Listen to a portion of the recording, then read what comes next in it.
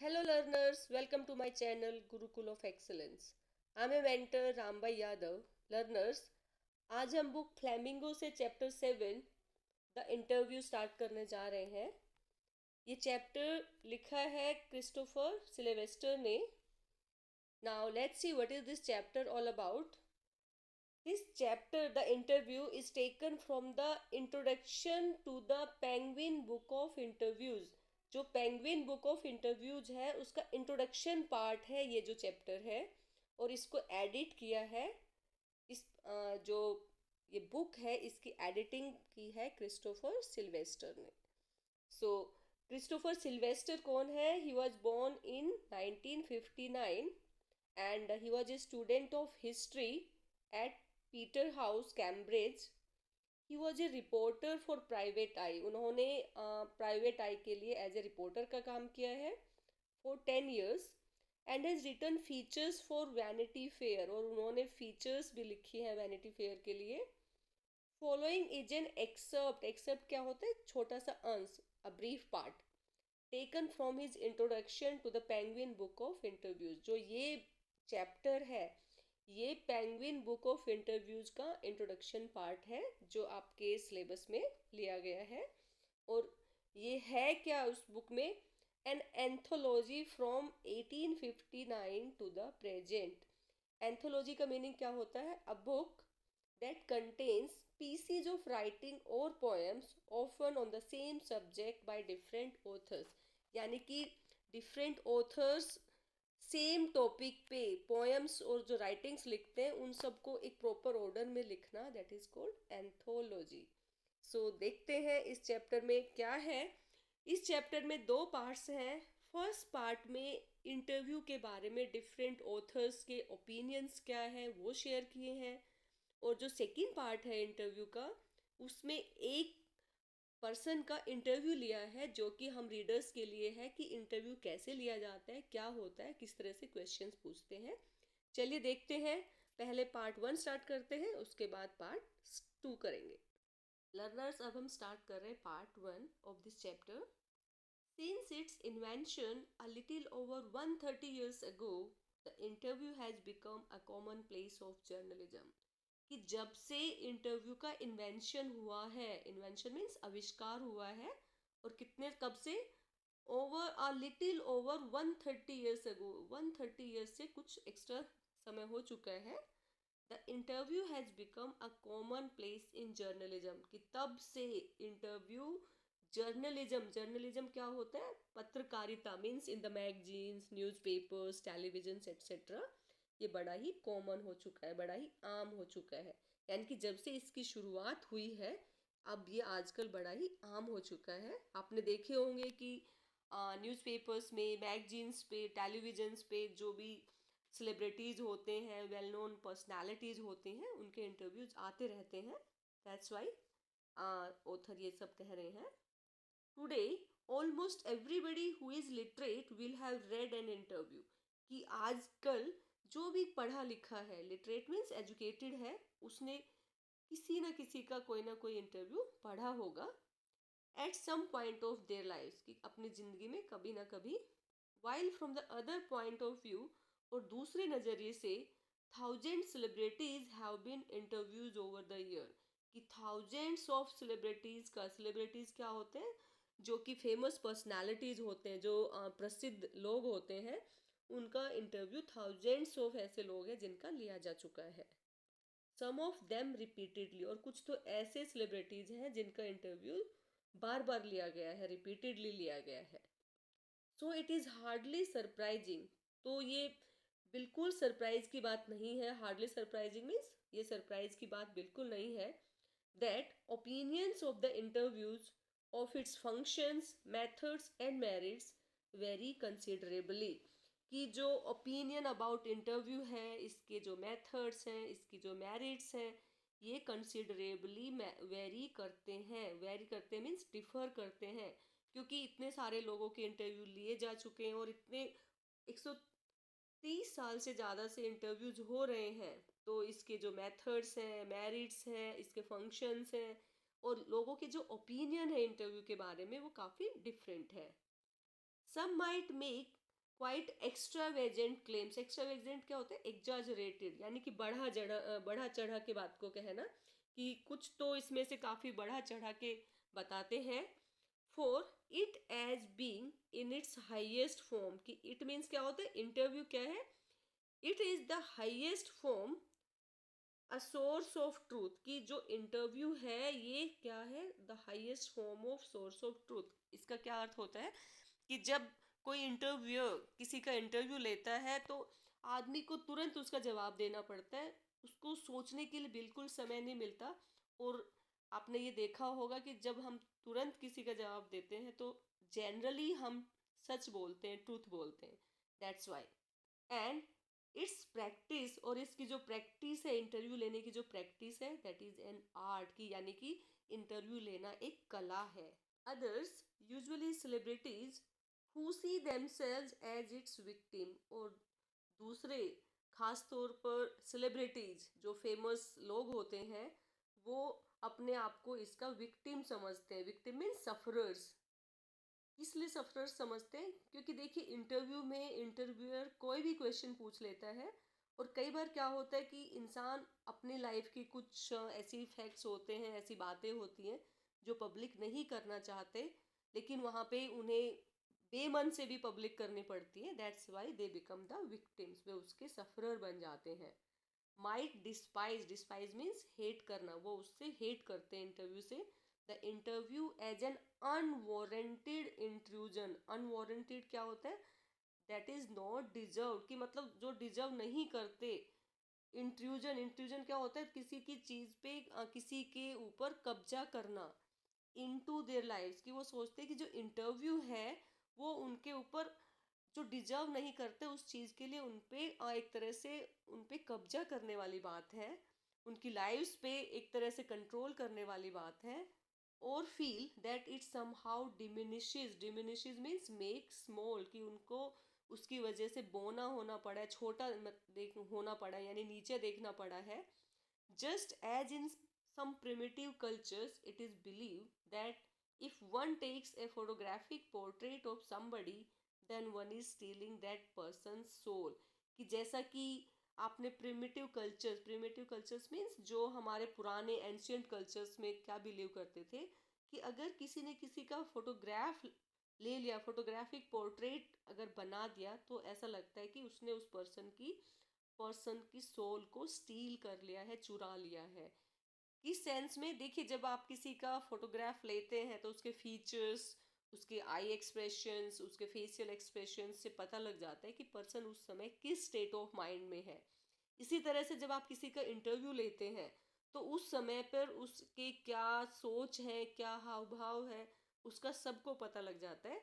इसलिए इसको क्या बोलते हैं? जैसे कि somebody has stolen the person's soul, कि किसी ने उसकी आत्मा को चुरा लिया है।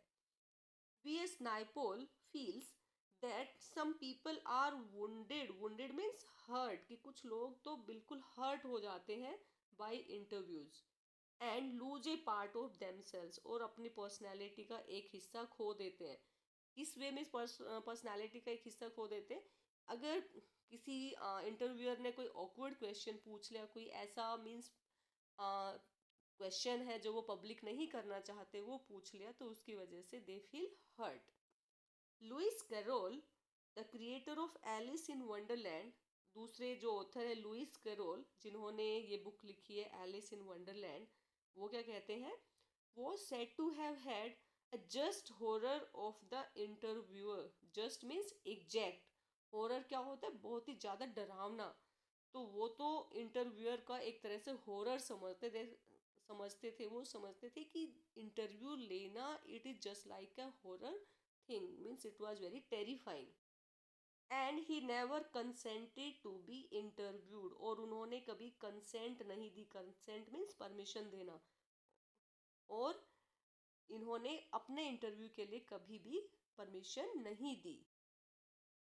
It was his horror of being lionised. Lionised means given importance, कि उनको क्या लगता था कि जब इंटरव्यू होता है तो उसमें जो इम्पोर्टेंस दी जाती है विच मेड हिम दस रिपेल, कि जिससे कि वो उससे रिपेल हो जाते थे, उससे दूर भागते थे।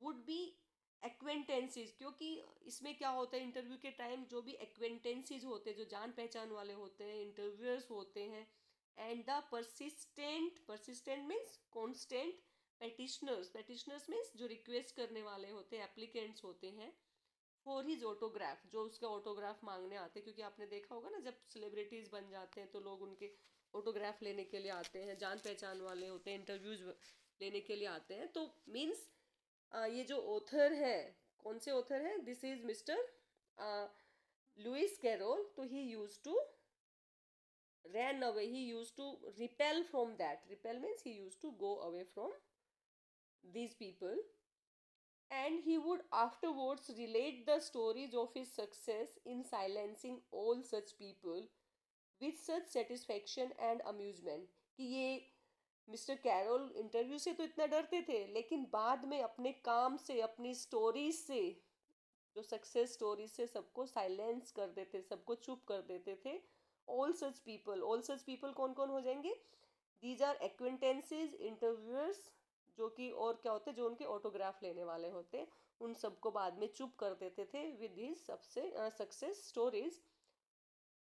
All such people with much satisfaction and amusement, amusement means entertainment, कि वो अपने एंटरटेनमेंट से, अपनी सक्सेस स्टोरीज से इन सब लोगों को शांत कर देते थे, चुप कर देते थे। रुडियर्ड Kipling expressed an even more condemnatory attitude, condemnatory क्या होती है, स्ट्रॉन्ग डिसअप्रूवल, कि रुडियर्ड किपलिंग जो कि एक बड़े ही फेमस ऑथर हुए हैं, उन्होंने भी अपने बड़ा ही स्ट्रॉन्ग डिसअप्रूवल शो किया है इंटरव्यू के बारे में, एटीट्यूड टुवर्ड्स द इंटरव्यूअर, कि इंटरव्यूअर के बारे में बड़ा ही हेटफुल उनका एक्सपीरियंस रहा है, बड़ा ही बुरा एक्सपीरियंस रहा है। एंड वो क्या है, his wife Caroline writes in her diary for 14th October 1892 that the day was ragged by 2 reporters, कि उनकी जो वाइफ है, नाम क्या है, कैरोलिन, अपनी डायरी में लिखती है, कौन सी डेट की डायरी है, 14th October 1892, और बोलती हैं कि 2 रिपोर्टर्स ने उनकी जो लाइफ थी, that was ragged, ragged means destroyed, और ruin कर दी थी, कि एक बार 2 रिपोर्टर्स ने कैसे उनकी लाइफ को डिस्टर्ब कर दिया था, डिस्ट्रॉय कर दिया था, ruin कर दिया था।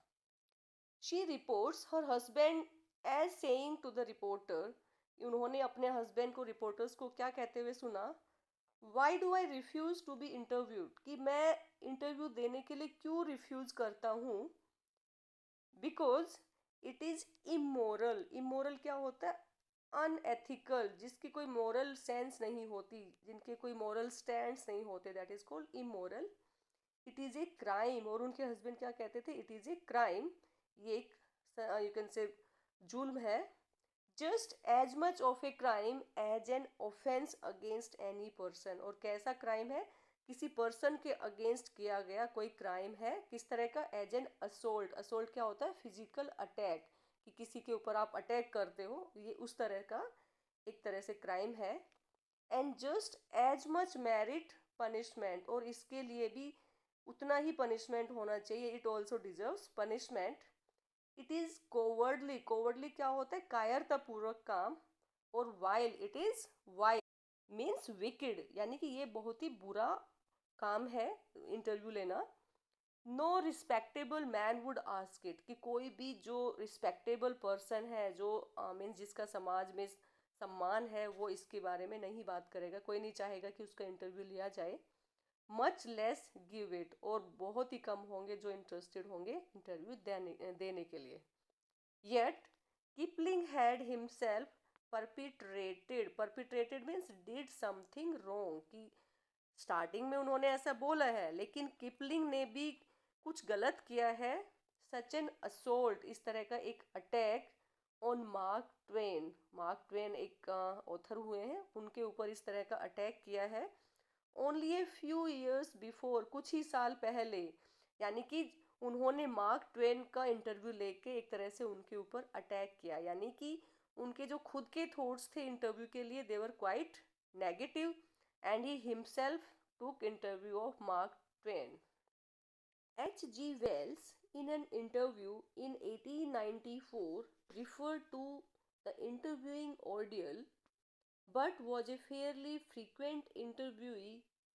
अब H.G. वेल्स है जिन्होंने 1894 में क्या बोला था, इंटरव्यूइंग ऑर्डियल, कि जब इंटरव्यू लिया जाता है that is a type of ordeal, means एक that is a very tough time, एक तरह से कठिन यू कैन से परीक्षा होती है। But was a Fairlie frequent interview, लेकिन उसके बावजूद भी उनका बहुत बार काफ़ी समय पर इंटरव्यू लिया गया है। And 40 years later found himself interviewing, यानी कि उनका खुद का जब इंटरव्यू लिया जाता था तो he did not like it, लेकिन 40 years के बाद उन्होंने खुद इंटरव्यू लिया है किस किसका, Joseph Stalin, Saul Bellow, who has consented to be interviewed on several occasions, जिन्होंने कई बार कंसेंट मीन्स क्या होता है, परमिशन देना, कई occasions पे परमिशन दी है अपना इंटरव्यू देने के लिए।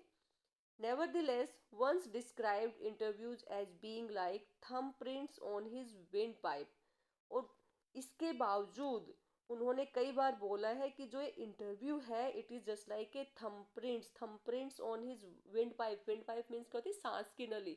ऐसा लगता है कि जब कोई इंटरव्यू लेता है तो उसकी सांस की नली को दबा रहा है, it means somebody is trying to suffocate him, किसी को गला दबा के मारने की कोशिश की जा रही है। तो इस तरह की फीलिंग उनकी इंटरव्यू के लिए है। Yet despite the drawbacks of the interview, कि इतनी सारी ड्रॉबैक्स क्या होती है, कमियां होते हुए भी इंटरव्यू की, it is a supremely means highest, serviceable means effective medium of communication, की जो इंटरव्यू है इतनी सारी ड्रॉबैक्स होते हुए भी कम्युनिकेशन का सबसे हाईएस्ट और इफेक्टिव मीन्स ऑफ कम्युनिकेशन है। These days, more than at any other time, our most vivid impressions of our contemporaries are through interviews, कि आज के समय में जो हमारे कंटेम्परेरीज क्या होते हैं, जो अपने समय के जो लोग होते हैं, एक समय के जिस तरह के लोग होते हैं, उनके बारे में जो हमारे विविड इम्प्रेशंस हैं, विविड मीन्स क्लियर, जो उनके बारे में जो भी हम सोचते हैं वो किसकी वजह से है, इंटरव्यू की वजह से, यानी कि हम जो हमारे समय में जो दूसरे लोग रह रहे हैं उनके बारे में जानकारी कैसे प्राप्त करते हैं, जब हम उनका इंटरव्यू पढ़ते हैं या सुनते हैं या टेलीविज़न पर देखते हैं। तो कह सकते हैं कि इंटरव्यू एक बड़ा ही इम्पोर्टेंट सोर्स ऑफ इंफॉर्मेशन है। Dennis Brian has written, almost everything of moment reaches us through one man asking question of another, कि आज के समय में हमें हर चीज़ कैसे मिल रही है, जिसमें एक आदमी क्वेश्चन पूछ रहा है दूसरे आदमी से, यानी कि इंटरव्यू के थ्रू।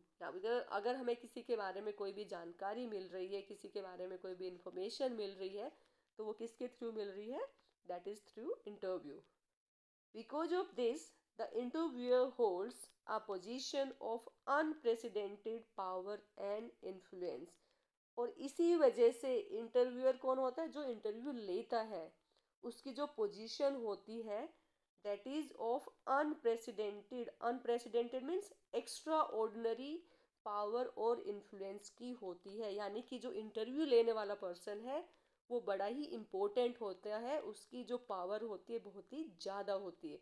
इस वजह से ऐसा बोल रहे हैं क्योंकि वो जो भी क्वेश्चन पूछता है, जिस तरह से क्वेश्चन पूछता है, वो उस इंटरव्यू देने वाले का मीन्स जो उसकी इमेज है उसको स्पॉइल भी कर सकती है या बहुत अच्छी भी बना सकती है, इसलिए उसको कहते हैं he has unprecedented power and influence. चलिए लर्नर्स, अब हम स्टार्ट करते हैं part 2 of this chapter interview. देखिए, I am a professor who writes novels on Sundays, Umberto Eco. तो this is the statement of Umberto Eco, और इसमें जो इन्होंने एक मेन लाइन बोली है उसको उसका हेडिंग ले लिया गया है। मेन लाइन क्या है, I am a professor who writes novels on Sundays. देखिए क्या होता है इसमें, the following is an extract means a part from an interview of Umberto Eco, कि जो ये हम आगे पढ़ने वाले हैं ये अम्बेर्टो इको के इंटरव्यू का एक पार्ट है। द इंटरव्यूअर कौन होता है, जो इंटरव्यू लेता है, इज मुकुंद पद्मनाभन। तो इंटरव्यू लेने वाले का नाम है Mukund Padmanabhan from the Hindu. The Hindu एक न्यूज़पेपर का नाम है। तो द हिंदू के एक रिपोर्टर हैं मिस्टर मुकुंद पद्मनाभन, उन्होंने अम्बर्टो इको का इंटरव्यू लिया है।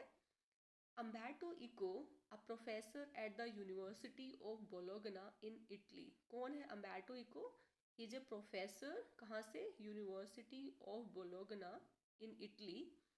had already acquired a formidable reputation. Formidable क्या होता है? Very powerful, very high position, high reputation as a scholar. Scholar क्या होता है? Means a विद्वान, educated one, for his ideas on semiotics. तो किस फील्ड में उनको इतनी हाई रेपुटेशन मिली है? On his ideas of semiotics. Semiotics क्या होती है? The study of science. कि उन्होंने स्टडी ऑफ साइंस में बहुत ज़्यादा यू कैन से रिसर्च वगैरह की है, उसके बारे में जो उन्होंने विचार दिए हैं उनकी वजह से वे काफ़ी फेमस है। इसके अलावा क्या है? Literary interpretation. लिटरेरी क्या होती है? रिलेटेड टू लिटरेचर, साहित्य से संबंधित। इंटरप्रिटेशन, इंटरप्रिटेशन मीन्स एक्सप्लेनेशन और उस बारे में बताना, यानी कि लिटरेचर के बारे में जो उन्होंने काम किया है। And medieval aesthetic. मिडीवल क्या होता है? मिडिल एजेस, जैसे हमारी हिस्ट्री में एंशियंट है, मॉडर्न है, मिडल है, तो उन्होंने जो मिडल वाली एजेस है उससे रिलेटेड मिडीवियल एस्थेटिक। एस्थेटिक होता है study of beauty. Before he turn to writing fiction, कि इससे फिक्शन, फिक्शन क्या होता है? नॉवल राइटिंग से पहले उन्होंने इन सब के बारे में काम किया है। तो किस किस के बारे में? तो ही is a scholar, he has worked on semiotics, he has you can say great achievement in literary interpretation and in medieval aesthetics। तो यानी कि उनका एरिया ऑफ वर्क काफ़ी ज़्यादा है।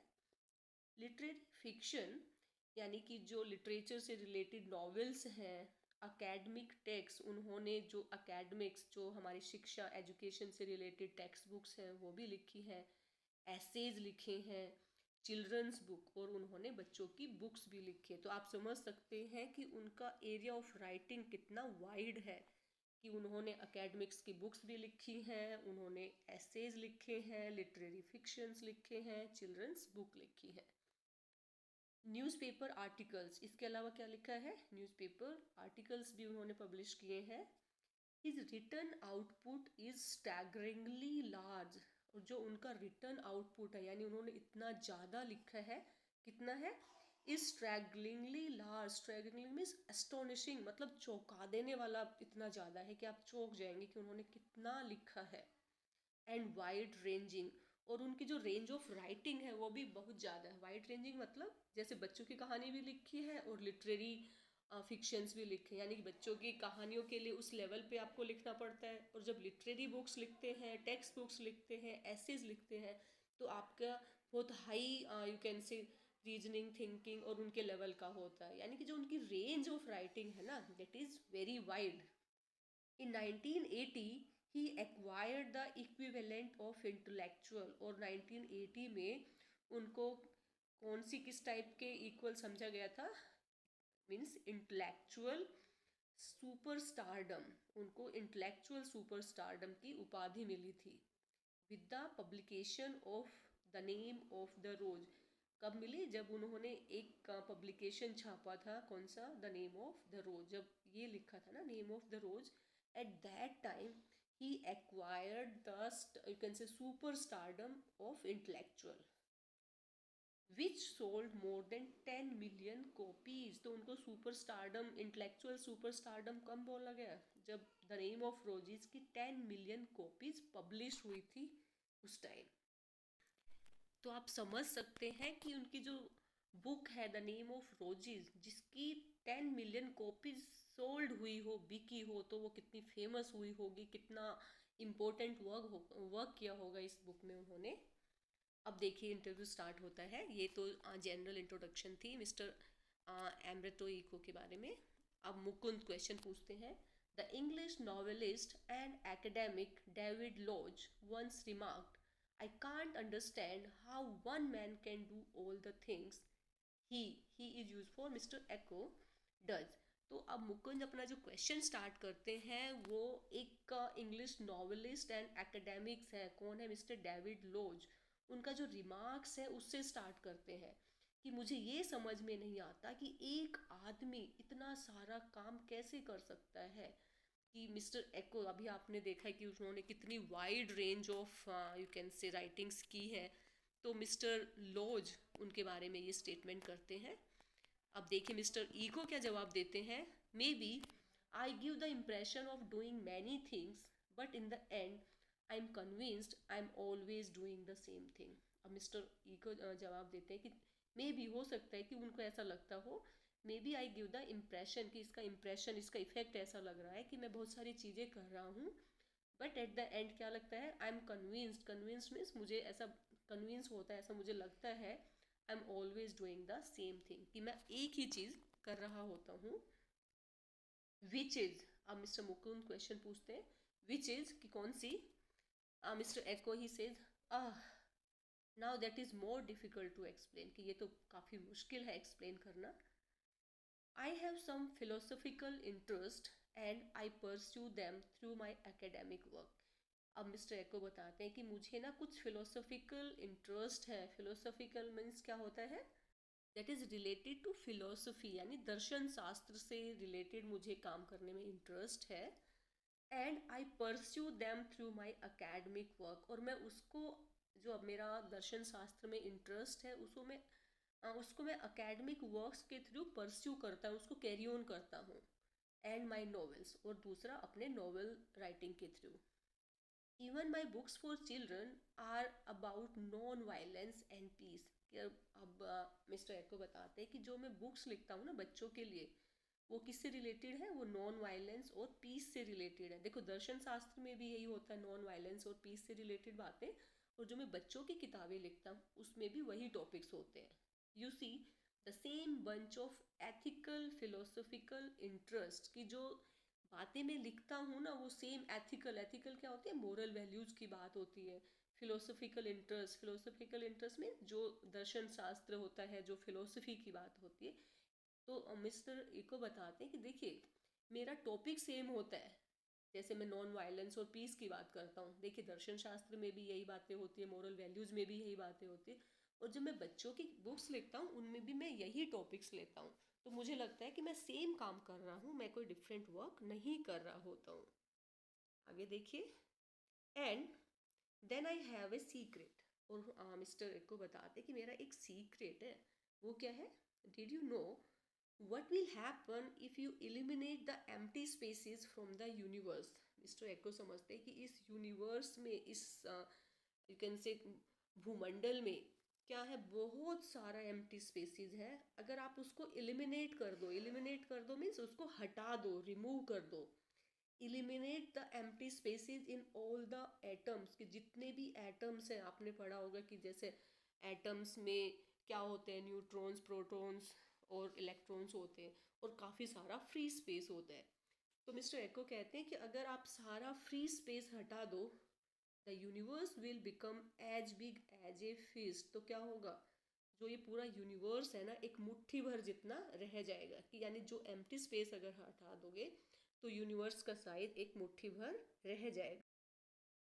Similarly we have a lot of empty spaces in our lives. अब mister Eco कहते हैं कि इसी तरह हमारी ज़िंदगी में भी काफ़ी सारा एम्प्टी स्पेस है। I call them interstices. मैं उनको क्या बोलता हूँ, इंटरस्टिसेस बोलता हूँ, यानी interstices means empty space.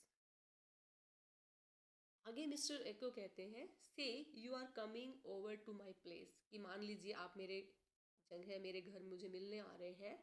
You are in an elevator, आप किस में हैं, एक लिफ्ट में है। And while you are coming up, और जैसे ही आप ऊपर एलिवेटर से, लिफ्ट से आ रहे हैं, I am waiting for you, और मैं अपने घर में जैसे आपका वेट कर रहा हूँ। दिस इज एन इंटरस्टिस, इसको क्या कह सकते हैं आप, इंटरस्टिस, यानी एक एम्प्टी स्पेस बोल सकते हैं, एक इंटरवल बोल सकते हैं, an empty space. I work in empty spaces, कहती मतलब जैसे आप किसी का वेट कर रहे हो, तो आप ऐसे नहीं कि खाली बैठ के वेट करो। तो जब मिस्टर इको होते हैं वो उस खाली टाइम में क्या करते हैं, काम करते हैं. आई work in empty spaces while waiting for your elevator to come up from the first to the third floor. I have already written an article. कि जब तक आपकी जो लिफ्ट है फर्स्ट फ्लोर से थर्ड फ्लोर तक पहुंचती है, मैं एक आर्टिकल लिख चुका होता हूँ. यानी कि जो उनका माइंड है वो उस टाइम काम कर रहा होता है, कि उस टाइम वो खाली नहीं बैठे होते जब वो किसी की वेट कर रहे होते. He is already thinking, he is doing something. उनके दिमाग में कोई काम चल रहा होता है. और आप समझ सकते हो कि एक फर्स्ट फ्लोर से थर्ड फ्लोर तक लिफ्ट को पहुंचने में कितना समय लगता है. इतने समय में ही मिस्टर एको कोई आर्टिकल लिख लेते हैं. इसको आप इस वे में ले सकते हैं कि उनको जो आइडियाज आते हैं उनको नोट डाउन कर लेते हैं, and then he change those ideas into the form of an article. चलिए अब आगे चलते हैं. Now mister Mukund he asked next question. Let's see. अब देखिए उनका क्वेश्चन पूछने का कैसा तरीका है. Not everyone can do that of course. अब देखिए मिस्टर मुकुंद उनकी बातों से सहमत हो रहे हैं और कह रहे हैं कि हर कोई ऐसा नहीं कर सकता है. देखिए हर किसी में इतनी कैपेबिलिटी नहीं होती है कि किसी का वेट कर रहे हैं और इतनी देर में आर्टिकल लिख लें. योर नॉन फिक्शनल राइटिंग, जो आपने नॉन फिक्शनल यानी कि नॉवल के अलावा जो राइटिंग लिखी है. योर स्कॉलरली वर्क, जो आपका स्कॉलर वाला वर्क है यानी कि एक विद्वान वाला जो काम है, has a certain playful and personal quality in about it. इसमें कुछ प्लेफुल क्या होती है, humorous, interesting, and personal quality about it. इसकी कुछ पर्सनल क्वालिटीज़ हैं, बड़ा ही ह्यूमरस है, थोड़ा एंटरटेनिंग है. It is a marked departure from a regular academic style. कि जो रेगुलर एकेडमिक स्टाइल है ना, जिसमें आप स्कॉलरली वर्क करते तो वो बड़े ह्यूमरस नहीं होते हैं और इतने पर्सनल टच भी उसमें नहीं होता है. तो ये आपका जो स्टाइल है लिखने का ये थोड़ा डिफरेंट है. Which is invariably means without exception. Depersonalise means जिसमें कोई पर्सनल टच नहीं होता, ऑब्जेक्टिव होता है.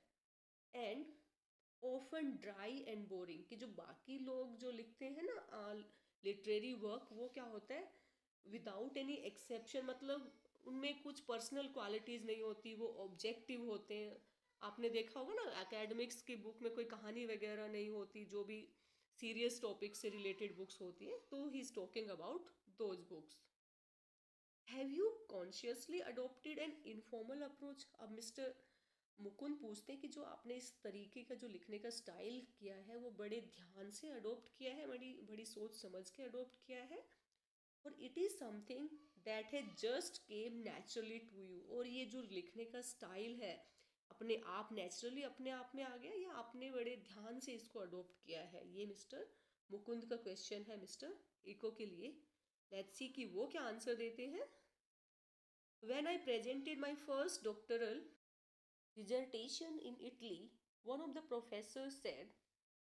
जब मिस्टर इको बताते हैं कि जब मैं अपनी पहली डॉक्टरल क्या होता है पीएचडी डिग्री के लिए, जो डॉक्टर्स डिग्री के लिए अपना डिजर्टेशन लिखना.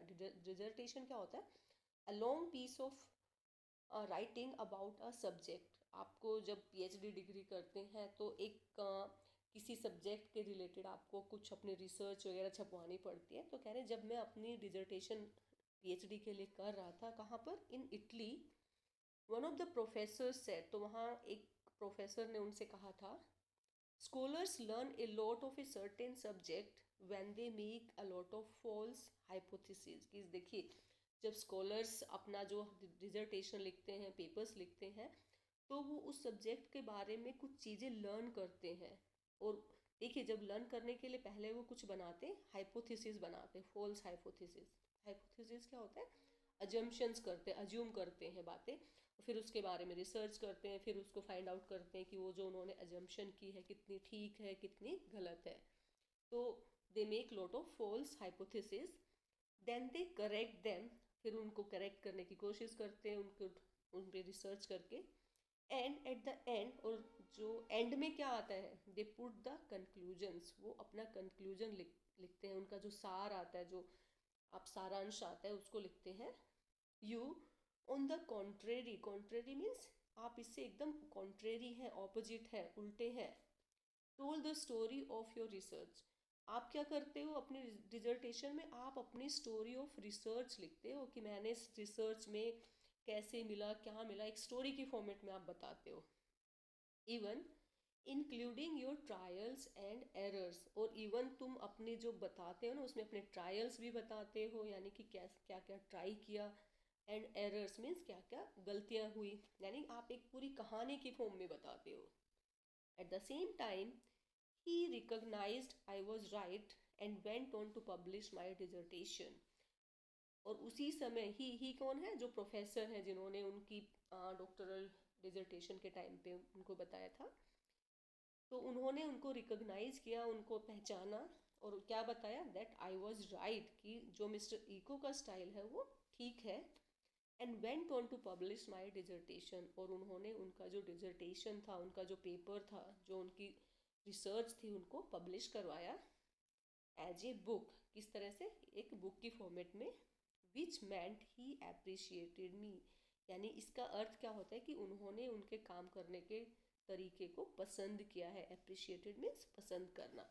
तो यानी कि जो मिस्टर इको का स्टाइल है वो दूसरे स्कॉलर्स से डिफरेंट है। वो अपनी कहानी को, मतलब अपनी रिसर्च को, ट्रायल्स और एरर्स को एक कहानी की फॉर्मेट में बताते हैं, जो कि उनके प्रोफेसर को काफ़ी पसंद आया। देखिए अब आगे देखते हैं। At that point, at the age of 22, I understood scholarly book should be written the way I had done. आगे बताते हैं मिस्टर इको कि एट द एज ऑफ 22 मुझे समझ में आया कि जो स्कॉलरली बुक होती हैं, यानी कि जो लिटरेचर से रिलेटेड बुक्स होती हैं, should be written the way I had done, कि वो कैसे लिखी जानी चाहिए, मेरी तरह से, जैसे मैंने लिखी है उस तरह से ही लिखी जानी चाहिए। By telling the story of research, और मेरा स्टाइल क्या है, by telling the story of research, कि अपनी रिसर्च को कहानी की तरह प्रेजेंट करें। This is why my essays always have a narrative aspect, और इसी वजह से जब वो एसेज भी लिखते हैं मिस्टर इको, तो उनके पास कौन सा स्टाइल होता है, नैरेटिव आस्पेक्ट होता है, नैरेटिव स्टाइल होता है। And this is Y probably I started writing narratives, और मिस्टर इको बताते हैं कि शायद इसी वजह से, प्रोबेबली मीन्स शायद, कि मैंने आई स्टार्टेड राइटिंग नैरेटिव्स। नैरेटिव्स क्या होते हैं, नॉवेल्स, क्योंकि उनको स्टोरी बताने का तरीका पसंद था, और शायद कहते इसी वजह से मैंने नॉवल लिखने स्टार्ट कर दिए। सो लेट, और उन्होंने कहते कि मैंने नॉवल लिखने काफ़ी लेट स्टार्ट किए। कब, एट द एज ऑफ 50, कि देखिए 22 की एज में उनको पता लगा था, और 50 की एज में उन्होंने नॉवल लिखने स्टार्ट किए हैं। मोर और लेस मीन्स मे भी थोड़ा कम ज़्यादा, तो 50 के आसपास उन्होंने नॉवल लिखने स्टार्ट किए थे। देखिए आगे क्या कहते हैं Mister Eco. I remember that my dear friend Ronald Barthes was always frustrated. अब मिस्टर इको कहते कि जो मेरे dear friend Mister Ronald Barthes हैं, वो हमेशा कैसे रहते थे, फ्रस्ट्रेटेड रहते थे, बड़े परेशान रहते थे। That he was an essayist, कि वो कौन है, वो एक एसेइस्ट है। एसेइस्ट क्या होते हैं, जो ऐसे लिखते हैं उनको एसेइस्ट बोलते हैं। एंड नॉट ए नॉवलिस्ट, और एक नॉवलिस्ट नहीं है, कि उनको, वे एक एसेइस्ट है, नॉवलिस्ट नहीं है। He wanted to do creative writing, और वो क्या करना चाहते थे, क्रिएटिव राइटिंग करना चाहते थे। क्रिएटिव राइटिंग क्या होती है, इट मीन्स जो नई तरह की क्रिएशंस होना, जैसे स्टोरी लिखना, नॉवल लिखना, और दूसरी तरह की चीज़ें लिखना, that is called creative writing. One day or another means he wanted to become a creative writer one day or another, but he died before he could do so। लेकिन वो ऐसा करते इससे पहले उनकी क्या हो गई थी, डेथ हो गई। I never felt this kind of frustration। अब मिस्टर एको कहते हैं कि मुझे इस टाइप की फ्रस्ट्रेशन कभी भी नहीं हुई। I started writing novels by accident, कि मैंने नॉवेल्स कभी प्लान करके नहीं, क्योंकि उसके जो फ्रेंड थे उन्होंने सोचा था कि वो नॉवल लिखेंगे और नहीं लिख पाए, तो कहते मेरे साथ ऐसा नहीं हुआ। I started writing novels accident, by accident means by chance. I had nothing to do one day and so I started. अब मिस्टर एको कहते हैं कि एक दिन मेरे पास करने को कोई काम नहीं था, और by chance I started writing novels. Novels probably satisfied my taste for narration, और देखिए कितनी बड़ी बात कह रहे हैं मिस्टर एको, कि जो मेरा टेस्ट ऑफ नरेशन था ना, शायद नॉवेल लिखने से ये सेटिस्फाइड हो गया, ये मेरा टेस्ट, मतलब मुझे सेटिस्फेक्शन मिला क्योंकि मेरी हैबिट ही थी चीज़ों को नैरेट करने की, एक्सप्लेन करने की, बताने की। और जब मैंने नॉवेल्स लिखे तो मुझे लगता है मेरा ये जो इंटरेस्ट था ये सेटिस्फाइड हुआ। अब मिस्टर मुकुंद नेक्स्ट क्वेश्चन पूछते हैं। Talking about novels, from being a famous academic you went on to becoming spectacularly famous after the publication of the name of the rose।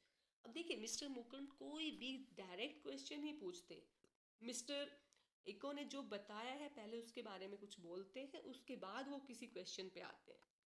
तो मिस्टर मुकुंद क्या कहते हैं, talking about novels from being a famous academic, कि देखिए आप क्या है, एक फेमस एकेडमिक है, आप एकेडमिक से रिलेटेड काम करते हैं, लेकिन आप नॉवेल्स की बात करते हैं।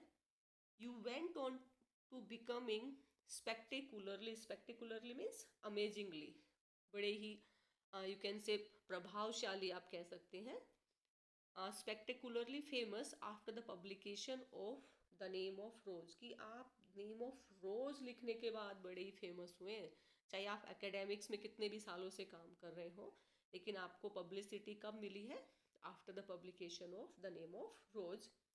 You have written 5 novels, mister Eco ने 5 नॉवेल्स लिखे हैं, against many more scholarly work of non fiction, यानी कि जो स्कॉलरली वर्क किया वो तो बहुत ज़्यादा है, यानी कि जो शिक्षा के संबंधित जो बुक्स लिखी हैं वो बहुत सारी हैं, नॉन फिक्शनल बुक्स बहुत ज़्यादा है, और जो फिक्शन यानी कि जो नॉवल लिखे हैं वो सिर्फ कितने लिखे हैं, 5 लिखे हैं।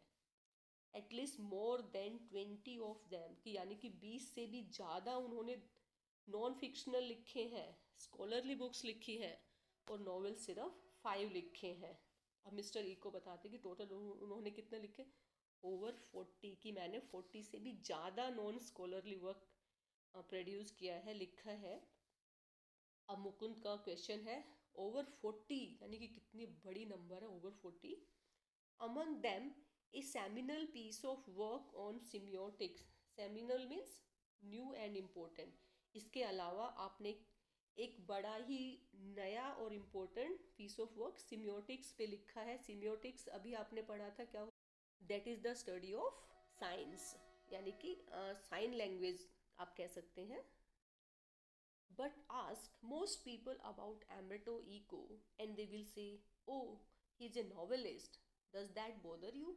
अब मिस्टर मुकुंद कहते हैं, देखिए आपने 40 से ज़्यादा तो नॉन फिक्शनल वर्क किया है जिसमें बड़ा ही इम्पोर्टेंट और नया काम आपने सिम्योटिक्स पे किया है, और लोगों के पास जाओ और अगर बात करते हो ना तो वो क्या कहेंगे, ही इज ए नॉवेलिस्ट, कि Mister you can say Umberto eco तो एक नॉवेलिस्ट है। तो ये आपको बात बोदर करती है, आपको ये बात हर्ट करती है। देखिए इंसान जिस फील्ड में ज़्यादा काम करता है हमें लगता है हमको उसी फील्ड से उसको कोरिलेट करना चाहिए, लेकिन यहाँ मिस्टर इको के बारे में चीज़ एकदम डिफरेंट है। उन्होंने सिर्फ 5 नॉवेल लिखे हैं और अराउंड 40 उन्होंने नॉन फिक्शनल वर्क किया है, तब भी उनको एज ए नॉवलिस्ट जाना जा रहा है। तो मिस्टर मुकुंद का ये क्वेश्चन है, क्या ये आपको बोदर करती है, कि ये बात आपको हर्ट करती है। अब मिस्टर ए को जवाब देते हैं, यस कि definitely, because I consider my self a university professor. Mister A को बताते हैं, मैं अपने आप को क्या समझता हूँ, एक यूनिवर्सिटी का प्रोफेसर समझता हूँ। Who writes novels on Sundays, वो नॉवेल्स कब लिखता है, only on Sundays. It's not a joke, और ये कोई मजाक नहीं, I am serious. I participate in academic conferences, कि देखिए मैं हफ्ते के 6 दिन पढ़ाता ही नहीं हूँ, क्या करता हूँ, मैं पार्टिसिपेट करता हूँ एकेडमिक कॉन्फ्रेंसिस, मीटिंग्स में, जो भी शिक्षा के संबंधित मीटिंग्स होती हैं उनमें मैं पार्टिसिपेट करता हूँ। And not meeting of pen clubs, pen clubs क्या होते हैं, जो क्लब्स होते हैं जिसमें राइटर्स और पोएट्स होते हैं, वो बुद्धिजीवी जिनको कह सकते हैं, वो आते हैं, मिलते हैं, बातचीत करते हैं। एंड राइटर्स, कि देखिए मैं पेन क्लब्स में नहीं जाता, राइटर्स के साथ बात नहीं करता हूँ, मतलब इतना मैं किस पे ज़्यादा किस चीज़ में ज़्यादा पार्टिसिपेट करता हूँ, एकेडमिक कॉन्फ्रेंसिस में। आई identify my self with the academic community, और मैं अपने आप को कहाँ पे आइडेंटिफाई करता हूँ, एकेडमिक कम्युनिटी में, यानी कि जो एकेडमिशियंस हैं, जो पढ़े लिखे शिक्षाविद हैं, मैं अपने आप को उनमें काउंट करता हूँ। बट ओके, बट कहते कि ओके कि मुझे नॉवेलिस्ट समझते हैं तो it's okay. If they means most people, काफ़ी सारे लोग, अधिकतर लोग have read only the novels, कि वो उनको नॉवलिस्ट क्यों समझते हैं, क्योंकि बहुत से लोगों ने तो उनके नॉवेल्स ही पढ़े हैं, बाकी चीज़ें पढ़ी नहीं है। Laughs and shrug, shrug means कंधे उचकाना, कि भाई लोग उनको कैसे समझेंगे कि वो एक स्कॉलरली राइटर हैं, क्योंकि उन्होंने उनकी वो बुक्स पढ़ी नहीं है, उन्होंने सिर्फ उनके नॉवेल्स ही पढ़े हैं। That's why I know that by writing novels I reach a larger audience. अब मिस्टर इको इस बात का जवाब देने की कोशिश करते हैं कि शायद नॉवेल लिखने की वजह से मैं ज़्यादा लोगों तक पहुंच पाया हूँ। क्योंकि देखिए, अगर आप कोई एकेडमिक्स की बुक लिखते हैं, किसी क्लास या किसी सब्जेक्ट की बुक लिखते हैं, तो उस क्लास या उस सब्जेक्ट के ही कुछ स्टूडेंट्स उसको पढ़ेंगे। लेकिन अगर नॉवल लिखते हैं आप जनरल पब्लिक के लिए, तो उसके लिए ज़्यादा लोग उसको पढ़ने के लिए आगे आएंगे, ज़्यादा उनकी ऑडियंस होगी। तो शायद इस वजह से मिस्टर ई को समझते हैं कि नॉवल लिखने से उनकी ऑडियंस का नंबर ज़्यादा रहा है। तो अभी हमने देखा कि कैसे द नेम ऑफ द रोज ने अमृतो इको को एज ए नॉवलिस्ट इस्टेब्लिश कर दिया, जो कि उनकी इतनी सारी एकेडमिक्स की बुक लिखने के बाद उतनी पब्लिसिटी नहीं मिल पाई।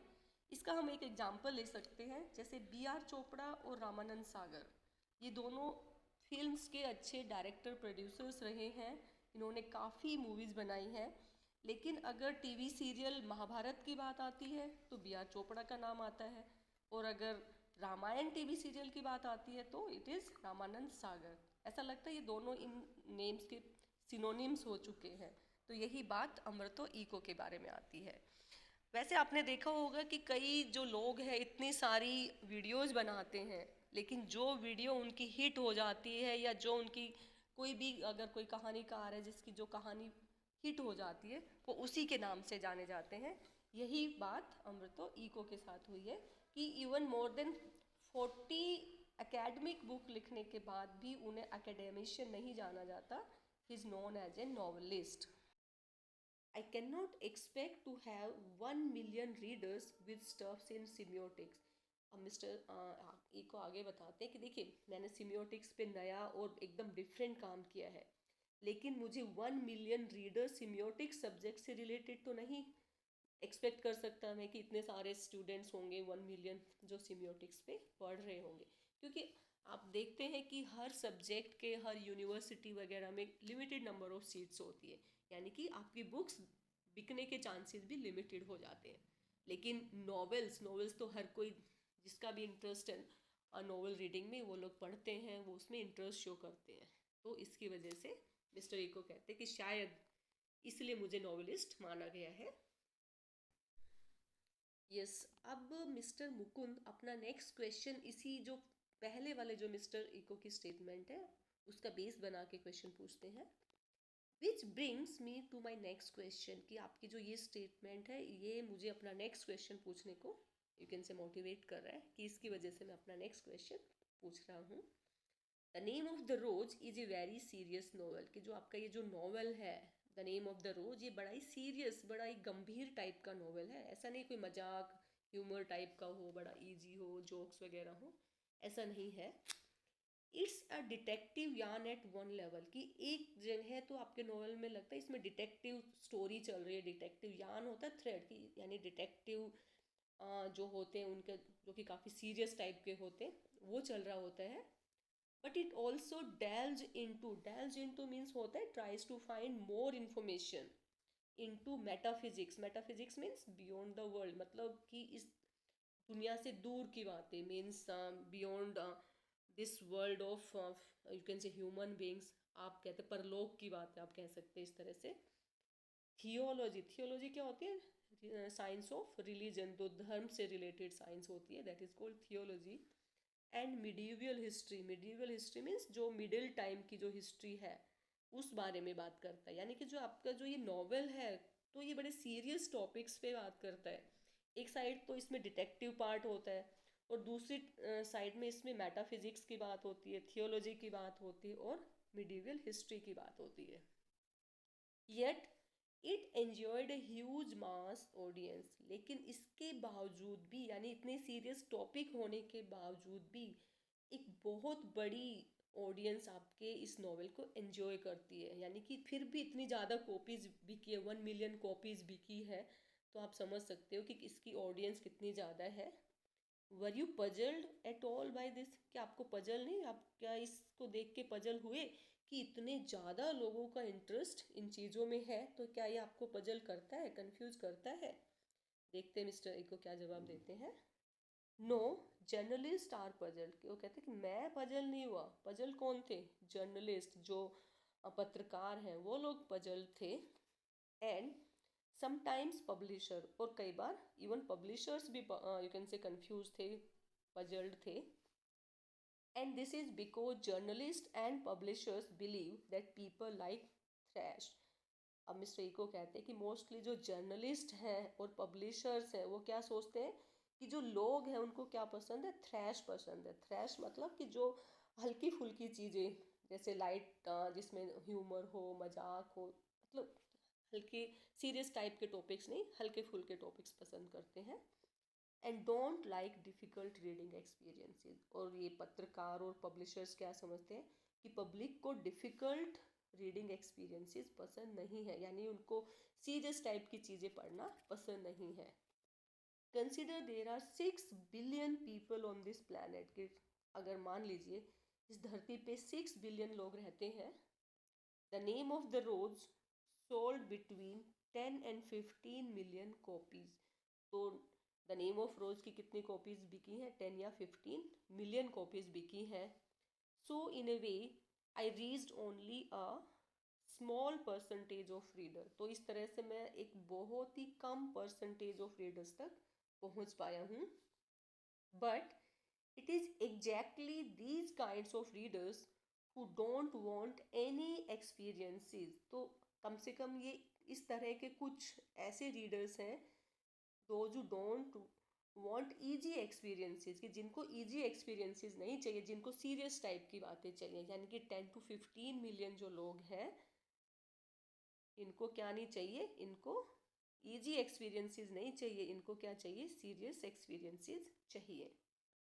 और at least don't always want this, और कम से कम, अगर हमेशा नहीं तो एटलीस्ट कम, कभी तो मीन्स हमेशा नहीं तो कभी ना कभी उनको कुछ सीरियस टाइप का चाहिए।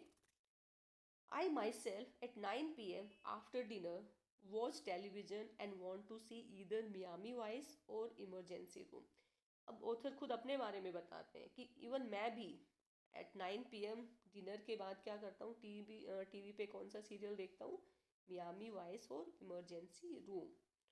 I enjoy it and I need it, कि मैं इनको एन्जॉय करता हूँ और मुझे इनकी ज़रूरत है।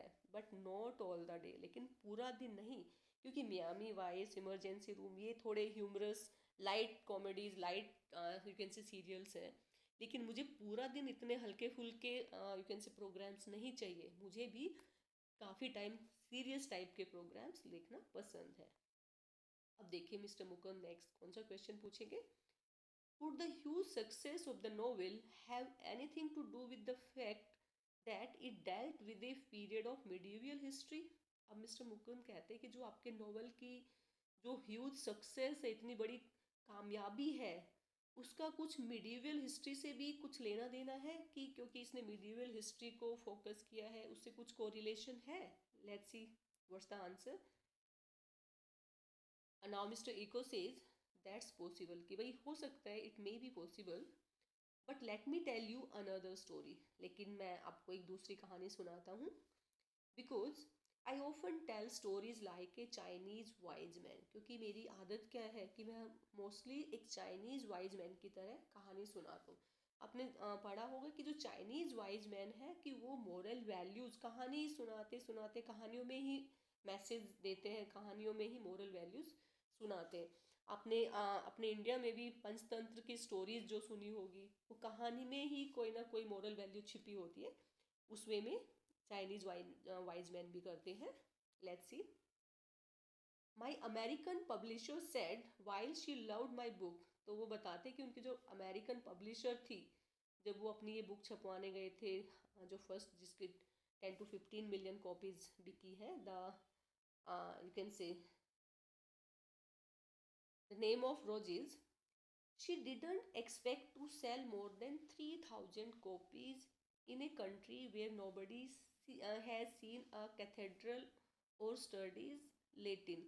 कि जो उनकी पब्लिशर थी उसने 3,000 कॉपीज से ज़्यादा पब्लिश करने की नहीं यू कैन से सोचा था, क्योंकि उन्होंने सोचा कि जो उनका कंट्री है वहाँ पे nobody has seen a cathedral और स्टडीड लेटिन. तो it means the main church, यानी cathedral means the main church and Latin is a language. तो जो उनकी पब्लिशर थी उनको लगा कि जो जहाँ के लोग जिन्होंने मेन कैथेड्रल नहीं देखी है, लेटिन लैंग्वेज नहीं आती, तो उन्होंने 3,000 कॉपी से ज़्यादा पब्लिश करने से मना कर दिया था. So I was given an advance of 3,000 copies. तो कहते हैं मुझे सिर्फ 3,000 कॉपीज़ का ही एडवांस दिया गया था, क्योंकि उनको लगा कि इससे ज़्यादा कॉपीज़ नहीं बिकने वाली है, तो इतनी ही पब्लिश करनी चाहिए. But in the and it was sold 2 to 3 million in the US. लेकिन एंड में क्या प्रूव हुआ कि वहाँ पे 2 to 3 million खाली US में ही इतनी कॉपीज़ बिक गई थी. A lot of books have been written about the medieval past far before mine. Author कहते कि मुझसे पहले मिडीवियल पास्ट के बारे में काफ़ी सारी बुक्स लिखी जा चुकी थी. I think the success of the book is a mystery. और ऑथर समझते हैं, मिस्टर इको समझते हैं कि इस बुक की जो सक्सेस है वो क्या है, एक मिस्ट्री है, एक रहस्य है. Nobody can predict it. Predict means कोई भी इसके बारे में फोरकास्ट नहीं कर सकता, कोई भी भविष्यवाणी नहीं कर सकता है कि ये क्यों फेमस हुई, क्या हुआ. I think if I had written the name of the rose 10 years earlier or 10 years later, it wouldn't have been the same. तो मिस्टर इको कहते हैं कि अगर मैंने ये अपनी book the name of roses 10 साल पहले या 10 साल बाद लिखी होती तो मुझे नहीं लगता कि ये उतनी ही सेम फेमस होती जितनी की अब हुई है. Why it work at that time is a mystery. कि उस टाइम ये बुक इतनी फेमस क्यों हुई, ये एक मिस्ट्री है, ये एक रहस्य है. यानी भी किसी भी चीज़ का किसी समय कोई फेमस होना, कोई पर्टिकुलर रीजन हो ज़रूरी नहीं है. क्योंकि मिस्टर इको की तरह बहुत से लोगों ने मिडीवियल हिस्ट्री पे बुक्स लिखी हैं लेकिन वो इतनी फेमस नहीं हुई. तो मिस्टर इको कहते हैं कि शायद ये कोई एक सीक्रेट ही है, कोई एक मिस्ट्री है जिसकी वजह से ये इतनी फेमस हुई है. तो इसके साथ लर्नर्स ये हमारी line by line explanation of the chapter complete होता है. आई होप कि पूरा चैप्टर आपको अच्छे से क्लियर हो गया होगा. अगर आपको कोई डाउट हो, कोई आपकी सजेशंस हो, आपको किसी और चैप्टर की वीडियो चाहिए, तो आप मुझे मैसेज में कमेंट्स करके लिख सकते हैं. और लर्नर्स अगर आपको मेरी ये वीडियो पसंद आई है तो please like, share and subscribe my channel. Thank you and have a very nice day.